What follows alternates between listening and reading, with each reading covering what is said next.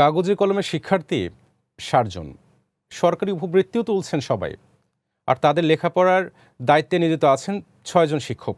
কিন্তু বাস্তবে বিদ্যালয় শ্রেণীকক্ষ একেবারেই শূন্য।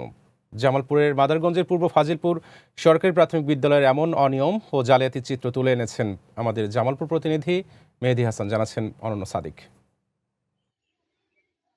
জামালপুরের মাদারগঞ্জ উপজেলার পূর্ব ফাজিলপুর সরকারি প্রাথমিক বিদ্যালয় সরকারি নিয়ম মেনে প্রতি মাসে ৬০ জন শিক্ষার্থীর নামে নিয়মিত তুলে নেওয়া হচ্ছে উপবৃত্তির টাকা। এমনকি কাগজে কলমে শতভাগ উপস্থিতি দেখিয়ে শিক্ষকরাও মাস শেষে সরকারি বেতন ভাতা তুলছেন নিয়মিত।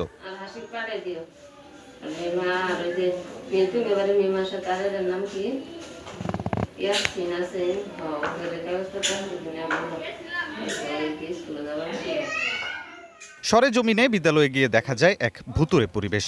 নিয়মিত ৪০ জন শিক্ষার্থী উপস্থিতি থাকার কথা বলা হলেও বাস্তবে তার মিল খুঁজে পাওয়া যায়নি। প্রথম থেকে পঞ্চম শ্রেণীর প্রতিটি কক্ষই ফাঁকা, অথচ হাজিরা খাতায় সবার উপস্থিতি নিয়মিত। স্থানীয়দের অভিযোগ, শিক্ষকদের চাকরি টিকিয়ে রাখতেই চলছে এই ভুয়া শিক্ষার্থী প্রদর্শনী। স্কুলে মাস্টার থাকে, কিন্তু সে পোলাপান পায় কোথায়? পোলাপানি নাই তো। কিন্তু এটা সরকারি হওয়ার পর থেকে এটা ছাত্র সংখ্যা নাই, ২-৩ জন ছাত্র অধ্যয়ন করে, তাও এই মাদ্রাসা থেকে নিয়ে যায় ওরা পড়ায়। শিক্ষার্থী না থাকার বিষয়ে জানতে চাইলে শিক্ষকরা কোনো যৌক্তিক ব্যাখ্যা দিতে পারেননি। শিক্ষক একজন মাতৃত্ব ছুটিতে, আমরা ৪ জন আছি। স্কুলের ছাত্রছাত্রীর মোট হলো ৬০ জন উপবৃত্তি।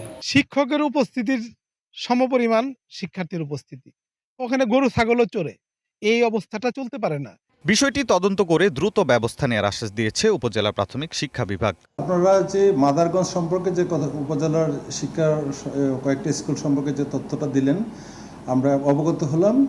আমরা এই বিষয়ে তদন্ত করে যথাযথ ব্যবস্থা গ্রহণ করা হবে ইনশাআল্লাহ। সরকারি অর্থের অপচয় বন্ধে এই জালিয়াতির সাথে জড়িতদের দ্রুত শাস্তির আওতায় আনার দাবি জানিয়েছেন স্থানীয়রা। অনন্য সাদিক, গ্রিন নিউজ ডেস্ক।